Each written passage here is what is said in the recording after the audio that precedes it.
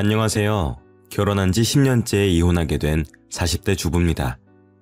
다들 코로나 때문에 고생이 많으실 텐데요. 저도 그놈의 코로나 때문에 이혼을 결심하게 되었습니다. 하지만 이혼한 전 남편이 그리워져서 이렇게 사연글을 보내게 되었습니다. 이혼해놓고 무슨 말을 하나 싶으실 겁니다. 제가 남편을 불쌍하게 여기고 딱하게 여기는 이유를 말씀드리려면 저희 부부가 이제 막 아이를 가졌을 때부터 아셔야 됩니다. 신혼여행을 갔을 때 아이를 가지게 되었는데 남편이 다짜고짜 시어머니와 같이 살자는 거 있죠. 친정엄마랑 같이 사는 거 반대할 땐 언제고 막무가내로 어머님을 데리고 와서 어이가 없었습니다. 저희 남편이 장남도 아니고 큰형이 있는데도 자기가 굳이 모시겠다고 하더라고요. 하지만 어머님이 낙상사고로 잘 걷지 못하는 모습을 보니 어쩌질 못했습니다. 시어머니 성격도 보통이 아니라서 면전에서 대놓고 같이 살기 어려울 것 같다고 말도 못했죠. 시어머니와 8년을 같이 살면서 돌아가실 때까지 어려워했지만 그때는 나이가 어려서 어머님께 대들지도 못했었거든요. 아들 하나를 키우면서 또 어머님도 돌봐드리며 힘겹게 살아가고 있었는데요. 시어머니 눈치를 보면서 사느라 조금 힘들었지만 남편이 제 편을 들어주니 괜찮았습니다. 하지만 한 번씩 고비가 찾아오더라고요. 어느 날 어머님께서 병문안을 다녀왔다며 치매 이야기를 꺼내시더라고요. 야야, 내가 만약에 치매에 걸리면은 요양원에 집어넣을 거냐? 응? 어렸을 때 친하게 지내던 애가 치매에 걸려서 잠깐 얼굴 보고 오는 길인데 세상에 어떻게 그런 곳에서 지내는지 모르겠더라. 나는 그런데 안 보낼 거지? 그럼요, 어머님. 절대 안 보내야죠. 설마 지금까지 잘 모시고 살고 있는데 어머님 치매 걸렸다고 요양원에 보내겠어요? 치매 노인이라니. 벽에 똥칠할 때까지 산다는 말이 있을 정도로 극악의 난이도가 아닌가요? 차라리 갓난아기 2명을 동시에 키우면 키웠지 치매 노인과는 못 살았습니다. 하지만 이 말은 속으로만 생각하고 차마 입 밖으로 이야기하지 못했죠. 남편도 옆에서 제 말을 듣고 놀란 눈치더라고요.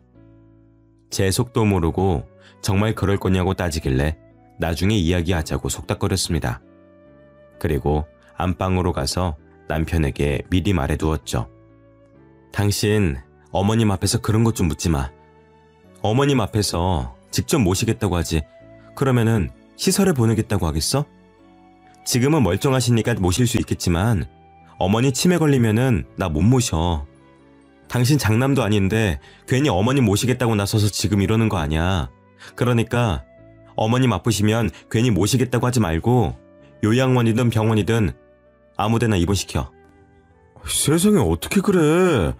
지금 우리 형이 형편이 안 좋아서 이러는 건데 우리가 모실 수 있을 때까지 모셔야지. 그럼 우리 엄마는? 우리 엄마도 안 아픈 데가 없는데 혼자 지내고 계셔. 내가 외동딸이라 모실 사람도 없다고. 근데 당신이 결혼하자마자 데려와서 이러는 거 아니야. 신혼 때 시어머니 모시는 거 협의도 안 해놓고 끝까지 이럴 거야? 장모님이랑 우리 엄마는 다르지. 우리 엄마가 더 심각하니까 이러는 거 아니야. 우리 엄마 앞에서는 효녀인 척 가증스럽게 연기해놓고 이러기야? 나 참 어이가 없어서. 남편이 버럭 소리를 질러놓고 나가버리길래 속에서 열불이 났죠. 자기 엄마만 엄마인가요? 우리 엄마가 치매에 걸리면 어떻게 해야 하나 고민될 정도인데 어떻게 피도 안 섞인 노인네 똥기저귀를 갈아주면서 살겠습니까? 남편은 친정엄마 똥기저귀를 갈아줄 수 있을까 하는 마음이 들어서 짜증이 났죠.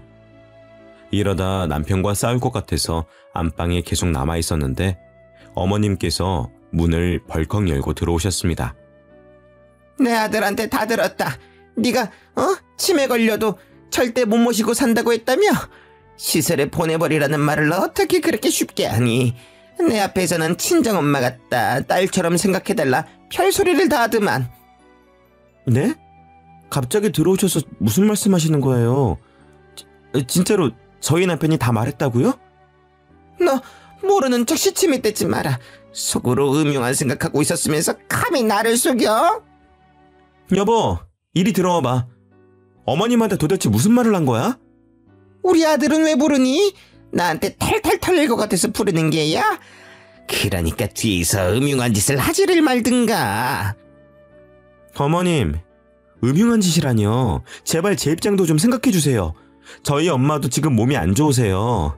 결혼할 때 친정이랑 합가하는 거 반대하셔놓고 지금 뭐라고 하시는 거예요? 어머님만 소중하세요? 저희 엄마 모시고 저도 같이 살고 싶다고요. 그래, 네 말대로 내가 시설에 들어가마 나 치매니까 들어가겠다고. 가증스러운 년, 얼마나 내가 보기 싫었을까. 너 같은 년이랑 같이 사니까 내가 저주받은 거 아니야.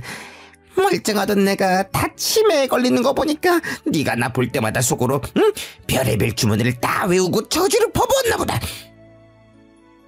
네? 지금 그게 무슨 말씀이세요? 어머님이 치매에 걸리셨다고요? 그래, 내가 시설에 보낼 치매 노인이 나다. 왜? 못 믿겠어? 얘다, 이거 봐라, 내 치매 진단서다. 어머님이 던진 진단서를 살펴보니 정말로 치매가 맞았습니다. 병문안을 간다고 나선 게 요즘 따라 깜빡깜빡하는 게 이상해 치매 검사를 받으러 간 거라고 하시더라고요. 그런데 정말로 치매 초기 진단을 받고 충격을 받으셨다고 합니다. 저는 어머님이 치매에 걸린 줄도 모르고 남편에게 한 말인데 남편은 그걸 그대로 일러바친 거였죠. 시어머니의 치매 진단을 남편이 저보다 먼저 알았는지 놀라지도 않더라고요. 둘이서 일부러 제 속마음을 떠보고 테스트한 것이었습니다. 정말 배신감이 느껴졌지만 저는 변명할 수밖에 없었는데요. 저는 진짜로 어머님이 치매에 걸리신 줄 몰랐어요. 저도 사는 게 힘들어서 나온 말인데 설마 진짜로 어머님 시설에 집어넣겠어요? 그러니까 마음 푸세요. 그럴 일 없을 거예요. 가증스러운 년, 내가 네 말을 믿을 것 같아? 이래놓고 뒤에서 내 아들 달달 볶으면서 요양원에 보내라고 시키겠지. 어머님, 그럴 일 없다니까요. 왜 제 말을 안 믿어주세요?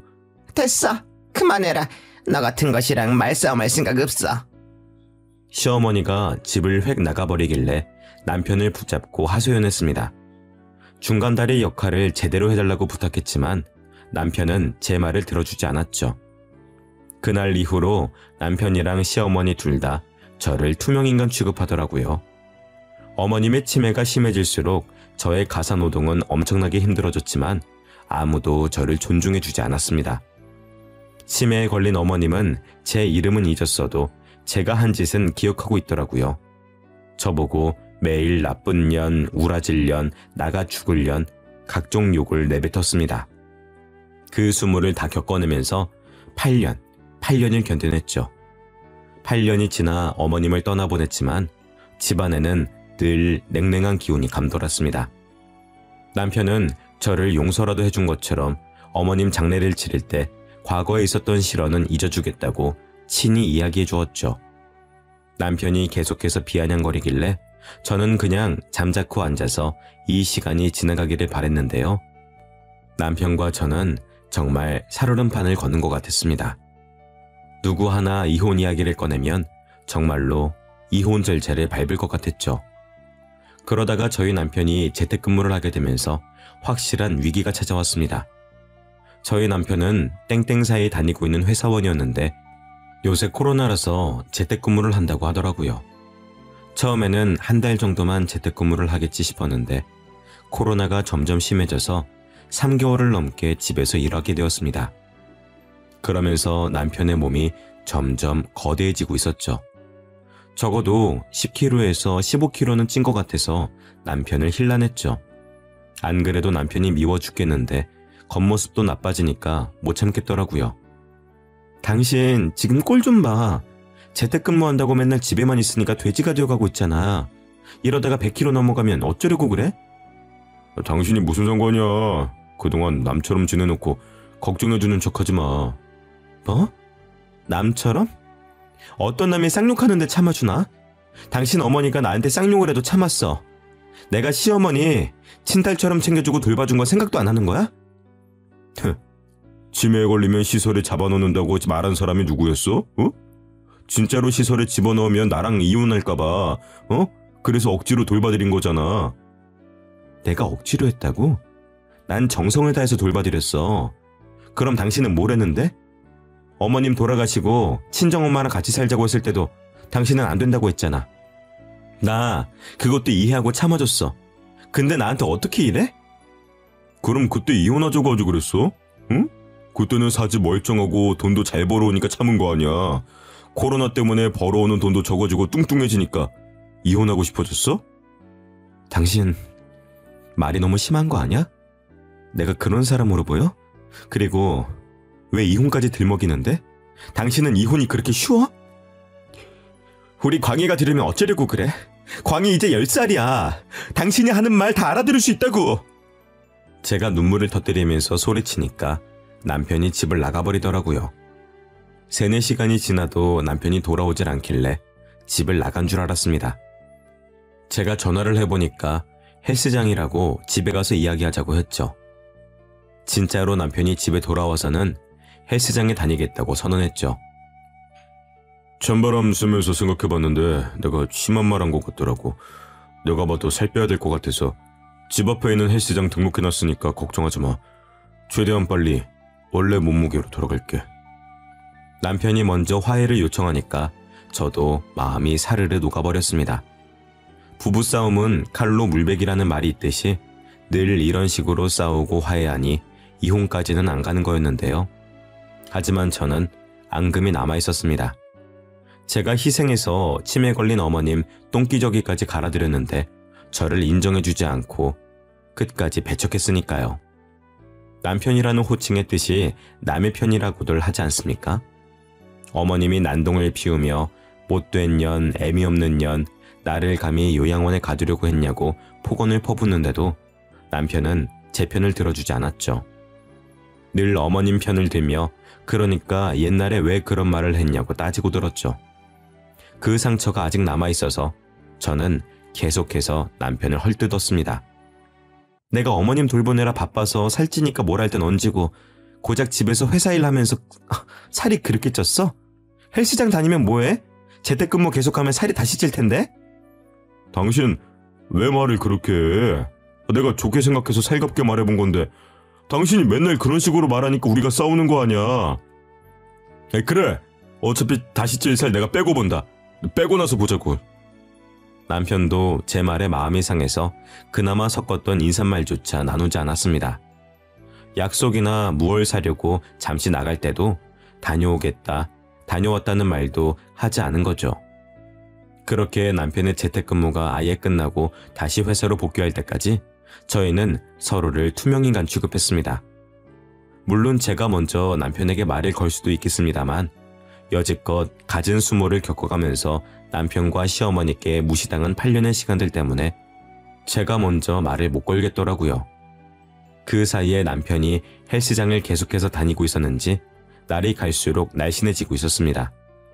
예전 몸무게는 물론 저와 연애했을 때처럼 근육이 생기고 있어서 가슴 설렜죠. 그래서 남편과 화해할 겸 분위기를 잡았습니다.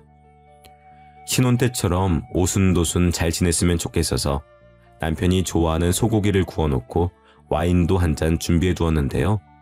모처럼 예쁜 원피스도 입고 퇴근하고 돌아오는 남편을 맞이했습니다. 그런데 남편이 저를 보자마자 시큰둥한 표정으로 방으로 들어가더라고요. 제가 따라 들어가니 남편이 신경질적인 목소리로 물었습니다. 당신이 웬일이야? 나 무시할 땐 언제고? 응? 기념일도 아닌데 소고기를 다 구웠어? 설마 소고기로 퉁치려고? 나보고 헬스장 다녀봤자 다시 찔 텐데 뭐하러 다니냐고 폭언 퍼부은 거 기억 안 나? 딱 보니까 내가 살 좀 빼고 몸 좋아지니까 신혼기분 내고 싶었나 보네? 당신이 살 빼서 이러는 거 아니야. 언제까지 이러고 지낼 수는 없잖아. 난 하루라도 빨리 당신이랑 화해하고 싶어서 준비한 건데 왜 그렇게 생각하는 거야? 우리 이혼할 생각도 없으니까 남처럼 지내지 말자. 이혼할 생각이 없다고? 나는 그런 말 한 적 없는데. 언제부터 당신이 내 생각을 읽을 수가 있었어? 나 참 어이가 없어서. 됐어. 피곤해. 씻고 잘 거니까 그렇게 알고 있어. 남편이 저를 밀쳐내고 화장실에 들어가 씻길래 설마 했습니다. 진짜로 씻고 나오더니 제가 차려준 밥상도 안 쳐다보고 자더라고요. 코까지 골면서 자길래 정말 베개로 내려치면서 깨워버리고 싶은 마음뿐이었죠. 남편이 정말 차갑게 변해버렸다고 생각할 무렵이 그쯤이었습니다. 다음 날이 돼서야 소고기를 구워주는 저를 보고 남편이 젓가락을 까딱거렸는데요. 눈에 소고기 기름이 튀어서 잘못 본 줄 알았습니다. 젓가락으로 제 엉덩이와 뱃살을 가리키면서 몸매를 평가하고 있더군요. 당신 운동 좀 해야 되는 거 아니야? 그러다가 살 훅 쪄. 딱 보니까 나이 셀친 거 같은데 나중에 어떻게 빼려고 그래? 그 아줌마 같아서 나랑 다니면 웃기겠다. 내가 아줌마면 당신은 아저씨지. 왜 남의 이야기하는 것처럼 말해? 아침부터 시비 걸지 말고 얼른 먹고 출근이나 해. 난 일하다가 찐 살이라고 해도 당신은 무슨 고생을 했다고 살이 그렇게 찐 거야? 하루 종일 하는 거라고는 청소기 돌리고 설거지하는 것뿐이잖아. 당신도 젊은 애들처럼 필라테스나 요가 같은 거 좀 배워봐. 설마 몇 개월 전에 살 때문에 뭘 한 것 때문에 그래? 지금 복수하는 거냐고. 나이가 몇 살인데 계속 유치하게 굴래? 그만해. 슬슬 짜증나려고 하니까. 짜증내고 싶으면 짜증내. 평소에는 잘만 내더니 웃기시네. 어제 분위기 잡으려고 용 쓰던데 그걸로 신혼 분위기를 어떻게 내려고 했어? 당신 몸만 보면 40대가 아니라 50대야. 여자처럼 안 느껴진다고. 그 말을 듣는 순간 젓가락을 확 내려놓았습니다. 분노와 함께 눈물이 차올라서 남편 눈도 못 쳐다보고 집을 나와버렸죠. 집 근처 공원으로 나와서 동네 사람들이 보든 말든 펑펑 울었던 것 같습니다. 정신없이 울고 나니까 30분이 흘러있더라고요. 이쯤 되면 남편이 회사 가고 없을 것 같아서 집으로 올라갔습니다. 집에 가보니 남편이 식탁에 핸드폰을 두고 갔더라고요. 가져다 둘 생각은 추호도 없어서 구석에 던져두려고 핸드폰을 챙겨들었습니다. 그때 충격적인 장면을 목격했죠. 남편이 무음으로 맞춰뒀는지 핸드폰 알람 소리도 없이 문자가 한 통 왔는데요. 순식간에 사라졌지만 딱 봐도 여자와 나눈 메시지였습니다. 오빠 출근했어? 오늘 운동하러 올 거지? 야근하게 되면 말해줘. 같이 단백질 챙겨 먹고 운동하자. 자기 오늘도 화이팅! 사랑해! 이 문자를 본 순간 남편이 바람을 피느라 저에게 차가워진 거라는 생각이 들었습니다. 그래서 남편이 올 때까지 기다렸죠. 제 예상대로 남편이 오자마자 핸드폰을 찾더니 제 눈치를 보더라고요. 저는 모르는 척 집안일을 하다가 남편의 비밀번호 패턴을 알아냈습니다. 남편이 자는 사이 몰래 알아놓은 패턴으로 핸드폰 잠금 장치를 열어보았죠. 문자가 지워지지 않고 아직 남아있길래 제 핸드폰으로 찍어두었습니다. 제가 본 문자 말고도 헬스 트레이너와 수많은 문자를 나눴더라고요. 헬스장을 처음 다닐 때부터 연애하는 것처럼 알콩달콩 이야기를 나누었다는 사실을 알고 충격을 먹었습니다. 최근에는 본격적으로 저를 속이고 데이트를 하거나 당일치기 여행을 간 날도 있었는데요. 그 문자들을 본 순간 운동하러 가는 남편을 따라 나서야겠다는 결심이 들었죠. 그래서 바로 다음날 남편 회사 근처에 숨어있게 된 거였습니다. 남편이 퇴근하고 회사에서 나와 헬스장으로 가는 것 같길래 저도 따라갔죠. 남편이 당연히 헬스장으로 갈 줄 알았는데 웬 주택가로 들어서더라고요. 설마 그동안 헬스장이 아니라 불륜녀의 집으로 들어간 것이 아닐까 하는 예감이 들었습니다. 역시 제 예감이 맞더라고요. 남편이 익숙하게 오피스텔로 들어가 불륜녀 집 비밀번호를 누르더니 현관문을 열고 있었습니다. 당연히 그 안에서 불륜녀가 튀어나와 남편에게 안기었죠. 저는 그 모습을 보자마자 바로 달려가 불륜녀의 뺨을 내려쳤습니다. 남편이 화들짝 놀라 저를 보더니 대뜸 소리를 질러댔죠. 당신이 왜 여기 있어? 지금 설마 날 미행한 거야?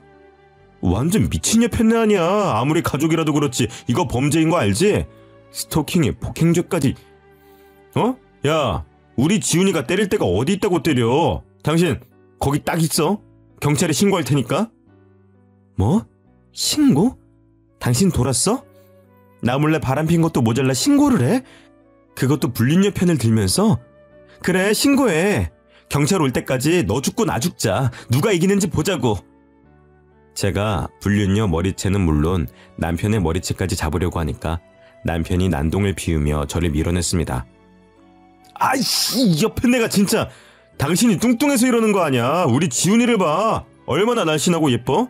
근데 당신은 곧 있으면은 아줌마를 뛰어넘어서 할머니가 되게 생겼네? 거울은 보고 다니는 거야? 어? 왜 이렇게 막말하는 건데? 생각이란 걸 하고 있긴 해? 진짜 나랑 이혼하려고 이러는 거야? 우리 광희를 생각하라고. 당신 원래 이런 사람 아니잖아. 이 여자한테 홀려서 이렇게 된 거잖아. 내가 이번 한 번만 봐줄게. 그러니까 우리 돌아가자. 응? 내가 왜? 이 손 놔. 우리 엄마 치매 노인이라고 매일 눈치 주고 집안에서 편하게 못 있게 할 때는 언제고 피해자인 척하는 거야? 다른 여자들은 아무 말 안 하고 시댁살이나 잘한다고 하던데, 응? 당신은 뭐가 그렇게 잘나서 틈만 나면 나한테 뭐라고 하고 시비 걸고 그러냐고. 너 잘난 거 하나도 없잖아. 예쁘기를 해, 날씬하기를 해? 둘 다 부족하면 성격이라도 좋든가. 제가 간절하게 매달리는데도 남편이 제 손을 뿌리치면서 저에 대한 비하 발언을 내뱉더라고요. 기다렸다는 듯이 줄줄이 저에게 욕을 해대는데 정말로 오랫동안 생각해온 진심 같아 보였습니다. 남편이 저 몰래 이런 생각을 하고 있다니. 남편의 손이 제 손이 아닌 제 뺨을 후려치는 기분이 들었죠. 갑자기 몰려오는 배신감에 못 이겨 저도 남편에게 이혼 이야기를 하고 말았습니다. 아, 그러셨어? 당신만 힘들고 불편했다 이거지? 정작 치매 놓인 똥기저귀 갈아주고 욕짓거리 다 듣고 산 나는 오죽했겠어? 그래, 8년간의 고생도 이해 못해준 사람이랑 어떻게 살겠니? 당신 나랑 이혼하고 싶어서 이러는 거지? 이혼하자. 지금 당장 이혼하자고. 바라던 바야. 이혼 도장 바로 찍어. 당신이랑 어떻게든 이혼하고 싶었는데 드디어 이혼하게 됐네. 대놓고 바람핀 주제에 내가 그냥 이혼해줄 것 같아? 불륜 증거 다 모아뒀어. 내가 이혼 소송 걸 테니까 위자료랑 우리 광희 양육비나 준비해. 남편이 이쯤 되면 제게 빌빌거리며 다시 생각해보자고 할 줄 알았습니다. 그런데 콧방귀를 뀌고 불륜녀와 함께 집 안으로 들어가 버리고 말더라고요.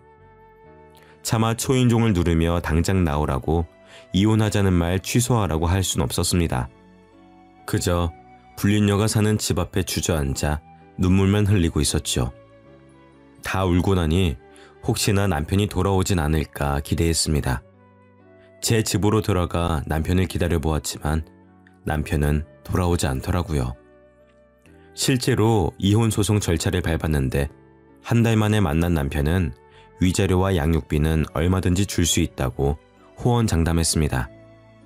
억울한 마음에 높은 금액을 불러 합의하려고 했지만 남편이 불륜녀 자랑을 하면서 진짜로 그 돈을 준다고 하더라고요. 그래서 제가 무슨 돈이 생겨서 이렇게 이혼하려고 하냐고 물었습니다. 무슨 돈이긴, 우리 지훈이가 그러는데 그 정도 돈은 돈도 아니라고 하더라. 껌값이래, 껌값. 지금이라도 당장 줄 수 있다던데? 당신이랑 급이 달라. 헬스 트레이너도 취미로 하고 있는 애라고. 집에서 탱자탱자 노는 당신이랑은 달라. 당신이 찾아온 그 오피스텔 건물도 우리 지훈이 거야. 가지고 있는 건물이 한두 채가 아니라니까. 그래, 너 잘났다. 양육비랑 위자료 못 준다고 하면 바로 고소할 거니까 그렇게 알고 있어. 당신이야말로 나중에 더 달라고 빌빌거리지 마. 추억에 굴지 말라고. 남편이 이혼 후에도 저를 비웃으며 약 올릴 줄은 몰랐습니다. 뭘 믿고 이렇게 당당하나 싶었는데 불륜녀 재력을 믿고 있더라고요. 불륜녀 집안 자체가 부자로 이름난 집안이라 기세등등해진 것 같았습니다. 회사도 그만두고 불륜녀랑 결혼 준비를 하며 해외여행도 다니고 있었죠. 저는 정말 알고 싶지 않았지만 저랑 이혼 소송 중이거나 소송이 끝난 후에 광희를 보러 올 때마다 불륜녀 자랑을 그렇게 해댔습니다. 우리 지은이가 결혼식 올리기 전에 하와이로 여행 가재. 그러면서 신혼여행은 프랑스로 가자고 하는 거 있지. 돈이 너무 많으니까 가성비는 걱정할 필요도 없더라.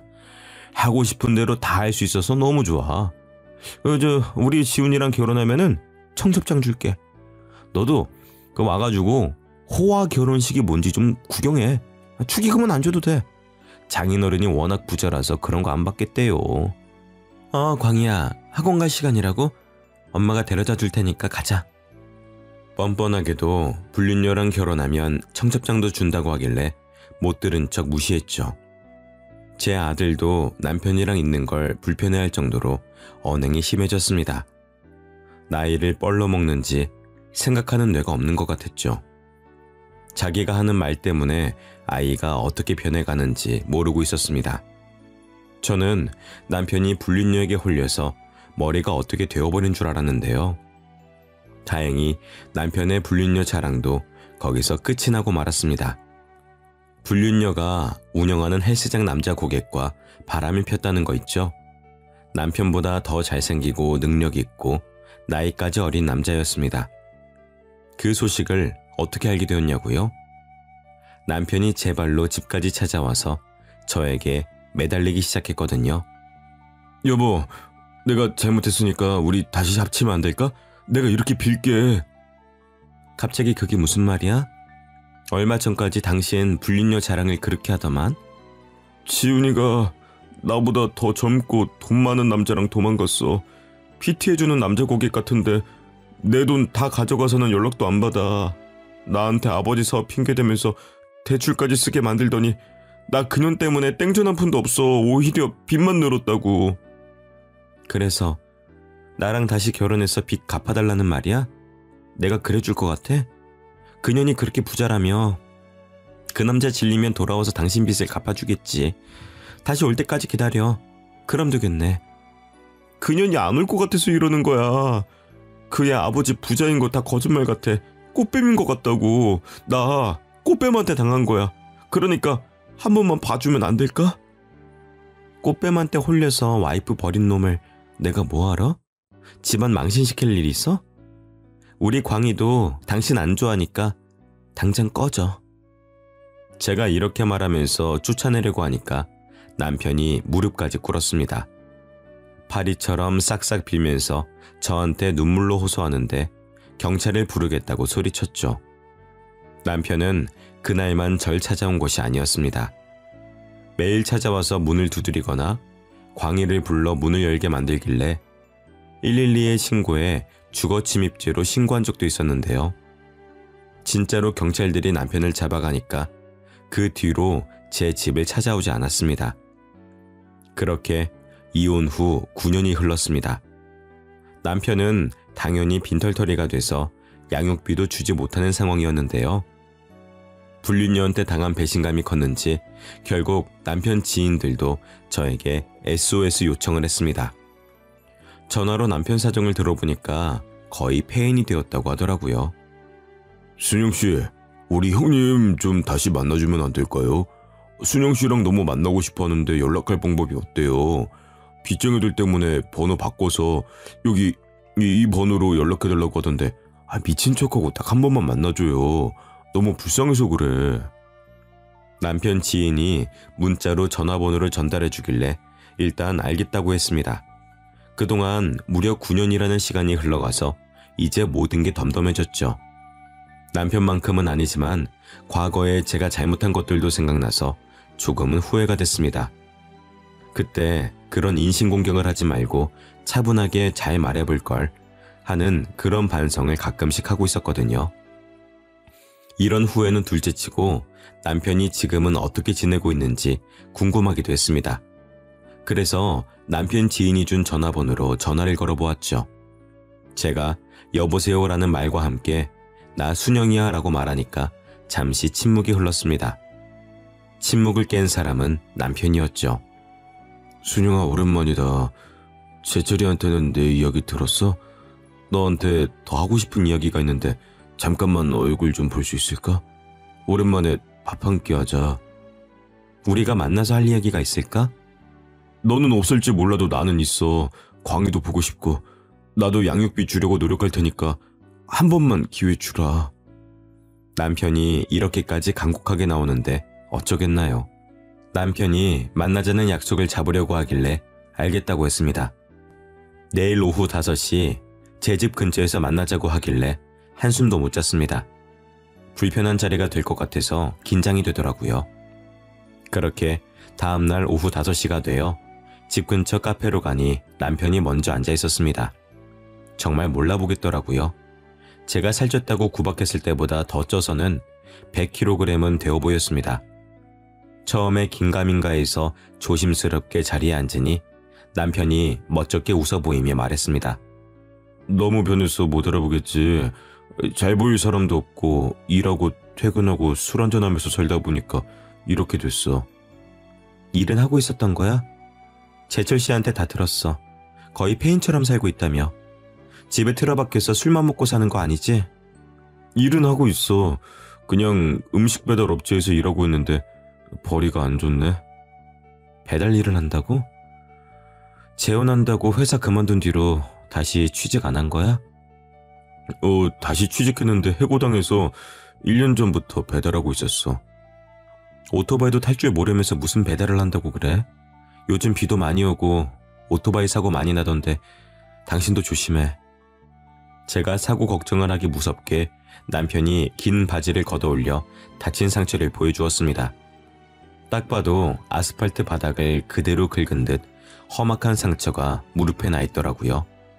병원에 갈 만큼 심각한 상처인데 응급처치를 안 하고 참고 산 것 같았습니다. 제가 그 상처를 보고 놀라니까 남편이 아무렇지 않은 척 어깨를 으쓱거렸죠. 안 그래도 오토바이 타다가 넘어져서 이렇게 상처 나는데 뭘. 며칠 지나면 괜찮아질 거야. 이러지 말고 나랑 같이 병원 가자. 엄청 아플 것 같은데 어떻게 이러고 살았어? 아니야, 우리 광희 양육비 줄 돈도 없는데 무슨 병원이야. 침 바르면 다 나아. 내가 병원비 내줄게. 그러니까 가자, 응? 병원비 말고 나랑 밥 먹어주면 안 될까? 당신이랑 술 한잔하면서 그동안 어떻게 지냈는지 듣고 싶은데. 광희는 잘 지내? 갑자기 보자고 하면 싫어하려나? 광희한테 한번 물어볼게. 광희 요즘 사춘기라서 예민하거든. 당신 만난다는 말 할진 모르겠다. 그렇구나. 역시 나 만나기 싫어하겠지? 나 같아도 안 만날 것 같긴 하다. 남편의 이런 모습을 보니 측은한 마음이 들더라고요. 저는 남편과 이혼하고 필라테스를 배워서 제 집 근처에 필라테스 센터도 세우게 되었습니다. 이제 자리 잡아서 돈도 여유 있게 벌고 20대 때보다 더 멋져졌다는 소리도 듣는걸요. 그만큼 몸매도 탄력이 있어졌는데 남편은 저랑 반대가 되어가는 것 같았습니다. 제 아들 광희조차 전교 1등을 연이어 기록하며 담임 선생님들조차 서울대를 목표로 하자는 이야기가 나오고 있는데 남편은 날이 갈수록 불쌍하게 사는 것 같아서 눈물이 날 뻔했죠. 행여나 눈물을 흘릴까 억지로 웃어 보이며 남편을 얼른 일으켜 세웠습니다. 그래, 당신 말대로 밥부터 먹자. 우리 소고기에 술 한잔 하자. 내가 쏠게. 소고기는 무슨 소고기야. 삼겹살 먹자. 당신 소고기 좋아하잖아. 입맛 바뀌었어. 오랫동안 소고기 안 먹으니까 냄새나고 뻣뻣하게 싫더라. 돼지고기는 많이 먹을 수 있으니까 그거 먹으러 가자고. 소고기 많이 시켜. 그 정도는 사줄 수 있어. 제가 호의적으로 나오니까 남편 얼굴이 눈에 띄게 밝아지더라고요. 아무리 미워도 우리 광희 아버지니까 먹고 싶은 만큼 다 사주려고 했습니다.